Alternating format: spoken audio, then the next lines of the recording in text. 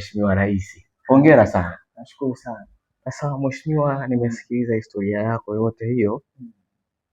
Najaribu kuweka yani unawezaje kubalance masomo, kwa sababu lengo mama sio wewe sasa kuwa rais. Lengo mama hapa ni unasomea shahada ya kimajenzi, ukadiriaje, quantity surveying and construction economics. Kwa sasa QS na rais hapo una balance vipi ratiba zako mheshimiwa? Sawa, ni swali zuri, lakini labda nikasema kuna watu wana define uongozi kwa namna tofauti.